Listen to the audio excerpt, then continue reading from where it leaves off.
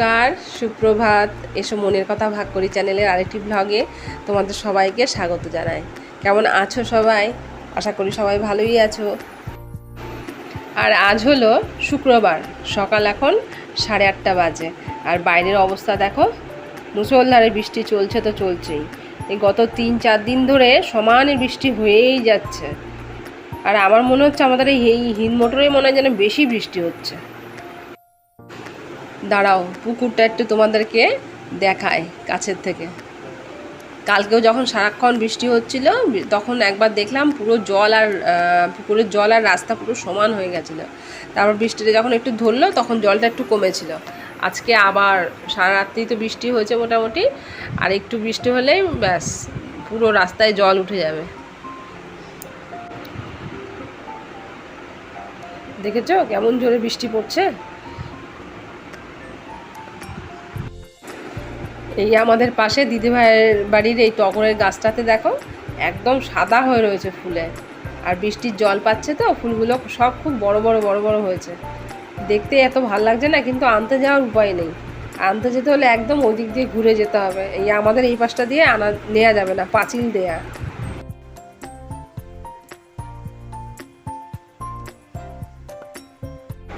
তোমাদেরকে তো বললাম 8:30 বাজে, আর আমার ঘরের অবস্থা দেখো।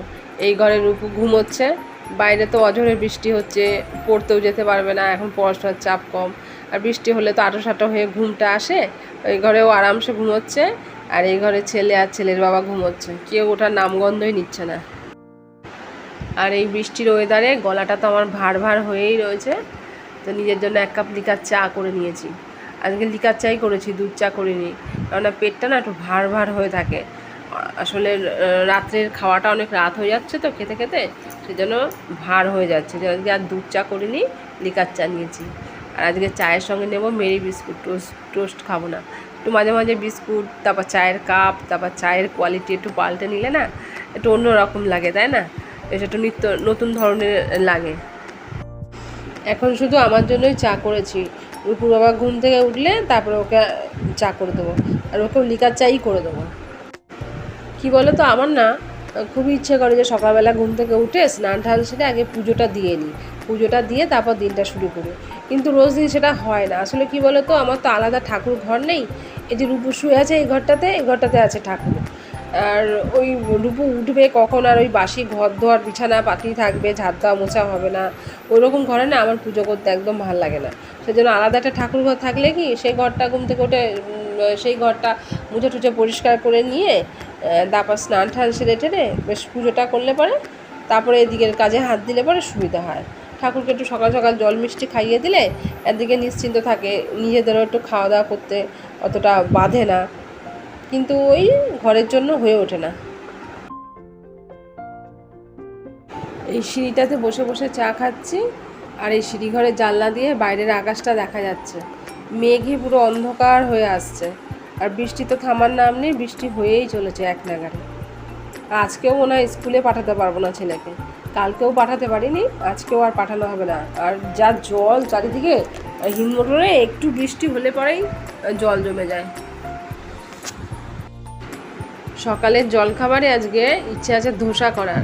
সেই জন্য এখন একটু বৃষ্টিটা থেমেছে তো ছাদে আসলাম একটু কারি পাতা নিতে। আমার যে কারি পাতা গাছটা লাগানো ছিল সেই গাছটায় এখন আবার দেখি নতুন পাতা গজাচ্ছে। আবার কিছুদিন আগে না এই গাছটাতে বীজ হয়ে যেত, বীজগুলো নিয়ে আমি লাগিয়েছিলাম পাশের টপে, দেখি একটা দুটো চারাও বেরিয়েছে। তখন বৃষ্টিটা থেমে গেলাম, এখন কটা কারি পাতা নিয়ে যাই। ধোসার ভেতরে যে আলুর পুরটা করব তার মধ্যে তো একটু কারি পাতা না দিলেই নয়। আর এই বাড়িতে এরকম একটু গাছপালা থাকলে না এই একটা সুবিধা, একটু ফুলের গাছ কি একটু সবজি টবজির গাছ, একটু কারি পাতার গাছ থাকলে এই সুবিধাটা হয়, নেওয়া যায়। এই যে আমাদের পাশে দিদিভাইয়ের বাড়িতে একটা কারি পাতার গাছ আছে, কিন্তু এই যে দেখছো গাছটা, এই যে পাতাটা, এটাই কারি পাতা গাছ। কিন্তু এখন বাড়ির থেকে বেরিয়ে ওই জল টেঙিয়ে ওই পাশে কে যাবে আনতে, এর জন্য বাড়িতে থাকলে একটু সুবিধা হয়। তো ধোসা বানানোর জন্য দেখো আমি এই কাপটার 1 কাপ সুজি নিয়েছি, আর এই কাপটারই 1 কাপ দই আমি মিক্সির মধ্যে দিয়ে দিয়েছিলাম। এবার এটার মধ্যে একটুখানি সামান্য লবণ দেবো, দিয়ে একবার একটুখানি ঘুরিয়ে এটাকে কিছুক্ষণের জন্য এটা ভিজিয়ে আর কি রেখে দেবো। এদিকে কড়াইতে আমি সাদা তেল একটু গরম করে নিয়েছি। এবার এর মধ্যে একটু সর্ষে দিয়ে দেবো ফোড়ন, আর দেবো কারি পাতা। কারি পাতাগুলো দিয়ে এমনি ঢেকে দেবো, নাহলে যা তেল ছিটকবে না। আর কারি পাতার ফোড়নটা হয়ে গেছে, এবারের মধ্যে পেঁয়াজ আর কাঁচা লঙ্কা কুচি করে তেলের মধ্যে দিয়ে দিলাম। এটাকে একটুখানি বেশ কিছুক্ষণ একটু নেড়ে নেবো, অনেক ভাজা করব না। আর এদিকে অড়হর ডাল আর আলু আমি একটু সেদ্ধ করে হাতে ম্যাশ করে রেখে দিয়েছিলাম। এই পেঁয়াজটা একটু নরম হয়ে গেলে এই আলু আর এই ডালটা এর মধ্যে দিয়ে দেবো, আর এর পরিমাণ মতন লবণ, একটু সাম্বার মশলা দিয়ে ভালো করে নেড়ে চেড়ে এটাকে পুরটাকে করে নেবো। আর এদিকে দেখো ওই যে সুজির আর দইটা যে আমি মিক্সির মধ্যে ঘুরিয়ে রেখেছিলাম, ওর মধ্যে আরেকটু সামান্য পরিমাণে জল দিয়ে গুলে এটাকে ভিজিয়ে রেখেছি। এবার একটু পরে এর মধ্যে একটু লবণ আর একটু দেবো বেকিং সোডা। এটা থাক ভেজানো, আমি এক ফাঁকে একটু দেখে আসি ওরা কি করছে। ছেলে তো ঘুম থেকে উঠে পড়েছে, ঘুম থেকে উঠেই খেলা শুরু করে দিয়েছে, আর রূপুর কাজ নিয়ে বসে গেছে ল্যাপটপে। আর এই ঘরে আমার পুরো বিছানাপাটি সব পড়ে আছে। ওদিকে জল খাবার রেডি করতে করতে এইগুলোও করে ফেলতে হবে, না হলে অনেক দেরি হয়ে যাবে। ধোসার পুরটা আমার একদম রেডি। এবার এটাকে একটুখানি ঠান্ডা করে নিতে হবে। ধোসার ব্যাটারটা জল টল দিয়ে ঠিক করে নিয়েছি। এবার এর মধ্যে দেবো ছোটো চামচ আর হাফ চামচ বেকিং সোডা। তারপরে বেকিং সোডাটা এটার সঙ্গে ভালোভাবে ঘুরিয়ে নেড়ে মিশিয়ে নেব। আর গাঢ়টা দেখো ঠিক এইরকম থাকবে ঘনত্বটা, খুব একটা পাতলাও না আবার অনেক গাঢ়ও না। আর উনুনে আমি একটা তাওয়া বসিয়ে গরম করে নিয়েছিলাম, আর এর মধ্যে একটু সাদা তেল ব্রাশ করে একটু জল ছিটিয়ে ন্যাকড়াটা দিয়ে একটুখানি মুছে নিয়েছি। এইবারে ধোসার ব্যাটারটা তাওয়ার মধ্যে আস্তে করে হাতা দিয়ে মাঝখানটাতে ছেড়ে দেবো। দেওয়ার পরে হাতার ঠিক পেছনটা দিয়ে এভাবে হালকা হাতে এভাবে ঘুরিয়ে এটাকে একটু বড় করে নেব। আর এটা পাতলাও হয়ে যাবে। তারপরে গ্যাসের আঁচটা মিডিয়াম রেখে এটাকে সেঁকে নিতে হবে যতক্ষণ না নিচের দিকটা লাল হয়। আর লাল যখন হবে তখন তোমরা বুঝতেই পারবে, ওপর থেকেই বোঝা যাবে একটু লালচে হয়ে যাচ্ছে। তো ততক্ষণ এটাকে সেঁকে নিতে হবে। আর চার সাইড দিয়ে একটু আমি তেল দিয়ে দিলাম, যাতে একটু চার সাইডটা ভালোভাবে ভাজা হয়। আর ওপরটাতেও একটুখানি তেল ব্রাশ করে দিলাম, সাদা তেল। দেখো বন্ধুরা, এটা কি সুন্দর বোঝা যাচ্ছে যে লালচে হয়ে গেছে। আর চার সাইড থেকে দেখো কি সুন্দর আপনি উঠে গেছে। এবারে আমি করব কি, এর মধ্যে আমি দিয়ে দেবো ধোসার জন্য যে পুরটা বানিয়ে রেখেছিলাম সেই পুরটা দিয়ে তারপরে একটা সাইড থেকে এটাকে পেঁচিয়ে নেব।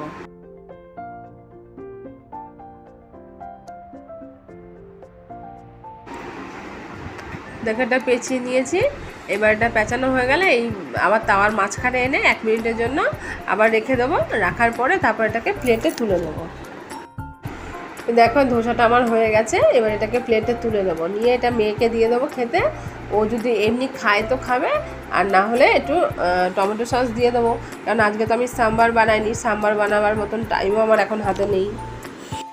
এবারে এটা বানাবো ছেলের জন্য। এর মধ্যে কিছু পুর দিলে চলবে না, ও তাহলে খাবে না। ওটা এমনি প্লেন ধোসা করে দিতে হবে, আর একটু টমেটো সস সাথে দিয়ে দেবো, তাহলে ওর খাওয়া হয়ে যাবে। ছেলের জন্য প্লেন ধোসাটা রেডি হয়ে গেছে। আর এটা কিন্তু বেশ মচমচে হয়, কিন্তু দোকানে চাইতেও কিন্তু ভালো হয়। ওই চাল ডাল বাটার ঝামেলা ছাড়াই তোমরা যদি সুজি দিয়ে করতে চাও, এরকম শর্টকাটে করে নেবে সুজি দিয়ে, বেশ তাড়াতাড়ি হয়েও যায়। ওই দেখো ওকে দিচ্ছি, আবার সস চাইছে, দেখেছো? দেখে কত খুশি। এই ধরনের খাবার পেলে একদম আর দেখতে হবে না। আর বাদ বাকিগুলোও আমি ওই একই রকমভাবে ভেজে নেব। ব্যাটারটা দিয়ে ঘুরিয়ে নিয়ে বড় করে, তারপর চার সাইড দিয়ে তেল দিয়ে একটুখানি ভালোভাবে লালচে করে ভেজে তুলে নেব। সকালের খাওয়া দাওয়া কমপ্লিট। এবারে চলে এসেছি ঘর দুয়ার গোছাতে। এই ঘর দুয়ার গোছানো না হলে পরে যে বাদ বাকি রান্নাগুলো করব সেগুলোতে একদম মন বসাতে পারবো না। তাই আগে ঘর দুয়ার গোছাবো, তারপরে রান্নাতে যাব।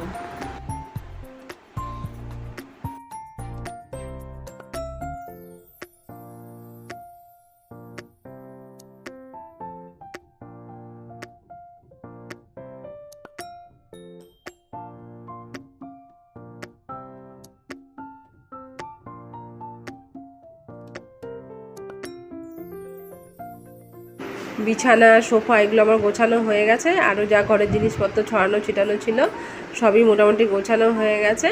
এবারে যাব রান্নার দিকে। আর রূপু বলেছে ও ঘরগুলো মুছে দেবে। বললাম বটে রান্নাঘরে যাব এখন, কিন্তু এখন আবার দেখছি বাইরেটা সুন্দর একটু আলো আলো ভাব হয়েছে। এখন ওয়াশিং মেশিনে এতগুলো কাছাকাছি হয়ে গেছে, এগুলো না মেললেও তো হয় না, না? এরকম বর্ষাকালে যদি একটু রোদ্দুরের জামা কাপড় না মেলা যায় তো জামা কাপড় যেটা কেমন স্যাঁতস্যাঁতে গন্ধ বেরোয় না। তো ভাবলাম এখন মেলে দিই, আবার ভয়ও পায় যদি মেলে তো নিচে যাব, তারপর দেখা গেলো আবার ঝমঝমিয়ে বৃষ্টি নামলো, তখন আবার দৌড়াতে দৌড়াতে আসতে হবে। আর এই সমস্ত কাজ করতে করতেই তো আমার রান্নাঘরে যেতে দেরি হয়ে যায়।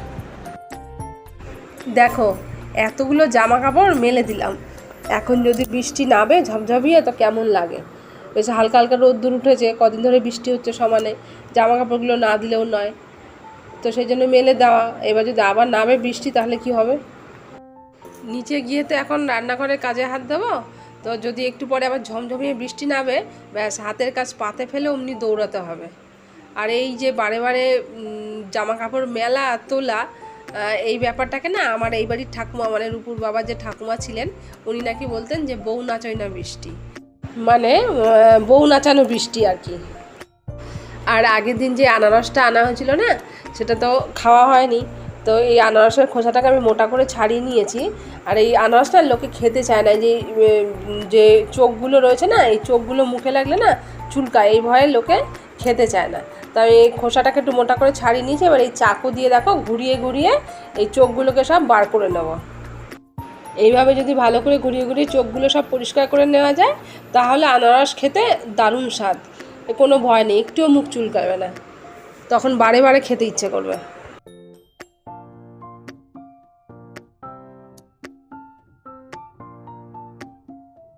আনারসটা কেটে আমারটা রুপুরটা প্লেটে সাজিয়ে নিয়েছি।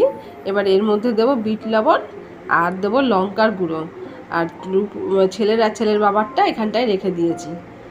আর এই আনারসের মধ্যে বিট লবণ আর লঙ্কার গুঁড়ো দিয়ে খেতে যা না লাগে, না না খেলে বুঝবে না। আর তোমরা যদি লঙ্কার গুঁড়ো দিতে না চাও তাহলে একটু গোলমরিচের গুঁড়ো দেবে, তাহলেও ভালো লাগে। ফল ফলাদি ঘরে আসলে খোসা ফোসা ছাড়িয়ে এভাবে কেটে তরুজুত করে সব মুখের সামনে আগিয়ে দিলে তবেই খাওয়া হয়, না হলে ওই পড়ে পড়ে নষ্ট হয়, কেউ ফল টল নিয়ে খাবে না। এনে তাড়াতাড়ি খেয়ে নিবি, এদিক ওদিক রেখে দিস না। রূপু বসেছে ওর কলেজের সব জিনিসপত্র নিয়ে। আর আজকে দুপুরে রান্নায় থাকবে ইলিশ ভাপা, ওই জন্য ইলিশ মাছগুলো ভালো করে ধুয়ে নিয়েছি। ধুয়ে এবার এর মধ্যে নুন, হলুদ আর একটু কাঁচা সর্ষের তেল দিয়ে ভালো করে মাখিয়ে কিছুক্ষণের জন্য ঢেকে রেখে দেবো। আর এই বছর বর্ষাতে এই দ্বিতীয়বার এলো ইলিশ ঘরে, তাই এটাকে সুন্দরভাবে যত্ন নেওয়া অতি অবশ্যই দরকার। আর এদিকে সাদা সর্ষে আর কালো সর্ষে আমি ভালো করে ধুয়ে ভিজিয়ে রেখেছিলাম। এবার জলটা ফেলে দিয়ে ওর মধ্যে কাঁচা লঙ্কা আর লবণ দিয়ে বেটে নেব। কাঁচা লঙ্কা নুন দিয়ে সর্ষে বেটে নিলে সর্ষে একদম তেতো হবে না। যে টিফিন বক্সে আমি ইলিশ ভাপাটা করবো সেই জন্য টিফিন বক্সটা নিয়ে নিয়েছি। আর এর ওপরে এখন একটা ছাঁকনি রেখে দেবো। আর আমি যে সর্ষেটা বেটে রাখলাম, এই বাটা সর্ষেটা সব ছাঁকনির মধ্যে ঢেলে দিয়ে এটাকে ভালো করে মানে চামচ দিয়ে একটু নেড়ে নেড়ে সব খোসাগুলোকে বার করে নেব। আর সর্ষের যে কাঠটা ওটা টিফিন বক্সে থাকবে। তো এইভাবে সর্ষের খোসাটাকে যদি ছাড়িয়ে নাও তাহলে একদম অম্বল হয় না এইভাবে খেলে পরে। সর্ষে বাটাটা আমি ভালোভাবে ছেঁকে নিয়েছি, খোসাগুলোকে একদম ফেলে দিয়েছি। আর সাদা সর্ষে আর কালো সর্ষেটা না আমি সম পরিমাণে নিয়েছিলাম, মানে যতটা সাদা সর্ষে ততটাই কালো সর্ষে। এবার এর মধ্যে আরেকটু লবণ দিয়ে দিলাম, একবার বাটার সময় তো লবণ দিয়েছি সেই বুঝে লবণটা দিলাম। আর দিলাম পরিমাণ মতন হলুদ, আর দিলাম পরিমাণ মতো কাঁচা সর্ষের তেল। এবার সব জিনিসগুলোকে ভালোভাবে মিশিয়ে নিতে হবে। কয়েকটা গোটা কাঁচা লঙ্কাও এর মধ্যে ফেলে দেবো। আর খাবার সময় না এই লঙ্কাগুলো ভাতে মেখে খেতে দারুণ লাগে। এবার এক এক করে সব মাছগুলোর মধ্যে দিয়ে দেবো। তারপর দিয়ে মাছগুলো ভালো করে সর্ষে বাটার সঙ্গে এদিক ওদিক করে উল্টে পাল্টে মাখিয়ে নেব। একটু ভালো করে মাছগুলোকে উল্টে পাল্টে মশলার সঙ্গে মাখিয়ে নিতে হবে, যাতে মাছের গায়ে ভালোভাবে মশলাটা লেগে যায়। উপর থেকে বেশ খানিকটা কাঁচা সর্ষের তেল দিয়ে দেবো, দিয়ে 5 মিনিটের জন্য বক্সটাকে ঢেকে রেখে দেবো। ওদিকে রান্নাটা সারতে সারতেই রিজু সোনাকে একটু বই দিয়ে বসেছিলাম, একটা রচনা আছে স্কুলের পড়া, রচনাটা করতে। আর আমি যেই সরে গেছি ব্যাস ও জানলা দিয়ে একবার এদিকে দেখছে ওদিকে দেখছে, তোকে আমি কি বলেছিলাম, পরোটা রেডি করতে বলেছিলাম না, তুই পরোটা রেডি না করে এরকম করছিস। আর আকাশটা আবার মেঘলা হয়ে আসলো, এদিকে তো জামা কাপড়টা এখনও মেলা রয়েছে, তোলা হয়নি। কড়াইয়ের মধ্যে জল দিয়ে জলের ভেতর একটা স্ট্যান্ড বসিয়ে দিয়ে আমি গেছিলাম। আর এখানে যে ঢাকনার যে ফুটোটা আছে এটা একটু কাগজ দিয়ে আমি আটকে দিয়েছি। জলটা গরম হয়ে গেছে, এবার এর মধ্যে আমি টিফিন বক্সটা ধরে আস্তে করে বসিয়ে দিয়েছি। জলটা টিফিন বক্সের নিচে একটুখানি লাগবে। আর গ্যাসের আঁচটাও মিডিয়াম করে দিয়েছি। এবার এটাকে ঢাকনা দিয়ে 20 মিনিটের জন্য এটাকে হতে দেবো, 20 মিনিটের জন্য ঢেকে রেখে দেবো। এটা 20 মিনিট হয়ে গেছে, আমি গ্যাসটাও বন্ধ করে দিয়েছি। এবার এই ঢাকনাকে খুলে দিলাম। এবার এটাকে কিছুক্ষণের জন্য এই অবস্থাতেই রেখে দেবো। এটা ঠান্ডা হলে তারপর টিফিন বক্সটা খুলবো। এবারে চলো খুলে দেখি কী রকম হলো ইলিশ ভাপা। ওয়াও, কি সুন্দর কালারটা এসছে দেখো, আর গন্ধটাও দারুণ বেরিয়েছে, দেখতে কিন্তু ব্যাপক লাগছে না? বোতামবাবু বলছে, মা কি সুন্দর গন্ধ বেরিয়েছে। কিরে বাবা, ভালো গন্ধ? আর একদিন যদি ইলিশ ভাপা করি না, তবে সেদিনকে কুকারে করে দেখাবো, দেখবে কুকারেও খুব সুন্দর হয়। এবারে চলো দুপুরে খাওয়া দাওয়া লাগাই। ভাপা ইলিশ একদম রেডি হয়ে গেছে। এবার যদি খাওয়া দাওয়া করতে দেরি করি তাহলে ইলিশ নিজেই খুব দুঃখ পাবে। সন্ধ্যে এখন 7টা বাজে, আর আমার ছেলের খাবার দিতে হবে, সেজন্য রেডি করতে এসেছি। দুধ গরম কড়াই ছিল, ওখান থেকে আমি বড় বাটির থেকে ছোটো বাটিতে একটু তুলে একটু উষ্ণ গরম করে নিলাম। মানে দুধটা জাল দেওয়াই ছিল, এই যে বাটিতে ছিল, তুলে নিয়েছি। এবার একটু হালকা গরম করে এর মধ্যে 4-5টা মেরি বিস্কুট দিয়ে দেবো। আর এই দুধ আর মেরি বিস্কুট দিয়ে ভিজিয়ে প্রত্যেক দিন সন্ধ্যাবেলায় ও খাবে। ও যে কী ভালো খায় এই দুধ মেরি বিস্কুট, ওই বলতে পারবে। অন্য যতই খাবার দাও, ওই এই খাবারটা লাগবেই সন্ধ্যাবেলায়।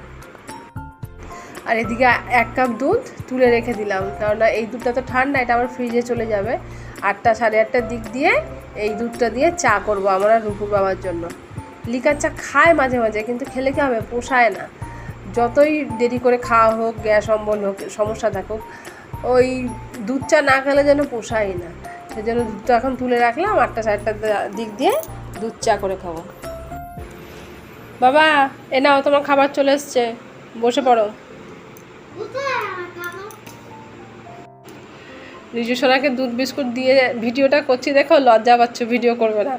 নিজে বলছে, হ্যাঁ আমি এখন এত বড় হয়ে গেছি, সবাই আমাকে বলবে যে এত বড় ছেলে দুধ বিস্কুট খায়, সেই জন্য দেখো মুখ লুকিয়ে রেখেছে।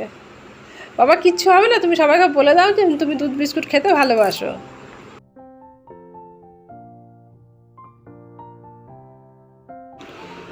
খাওয়া দাওয়া হয়ে গেছে সন্ধ্যাবেলায়, এখন বসে গেছি আবার পড়াশোনা নিয়ে। আর এদিকে এক গাদা জামা কাপড়ও জমে গেছে, এগুলো ভাঁজ করে জায়গায় না দিতে পারলে আরও জমে যাবে। সেই জন্য ওকে পড়াতেই জামা কাপড়গুলো সব ভাঁজ করে নেব। আর বাইরে এখনও ঝিরিঝিরি বৃষ্টি হচ্ছে, আবার শুরু হলো। আর এই ভিডিওটা কিন্তু আগের শুক্রবারের। আমার তো ভিডিও এডিট করার সময় হচ্ছে না, যাও এডিট করে একটা ভিডিও আপলোড করতে দিলে আপলোড হতে প্রচুর সময় লেগে যাচ্ছে। সেই জন্য ভিডিওটা ছাড়তে একটু দেরি হয়ে গেল। তোমরা কিন্তু প্লিজ একটু দেখো ভিডিওটা। বুঝতেই তো পারছো, সংসারে সব কিছু সেরে নিয়ে তারপর এসব নিয়ে বসতে হয়। সব জামা কাপড় আমার ভাঁজ করা হয়ে গেছে, এবার জায়গায় রেখে দেওয়ার পালা।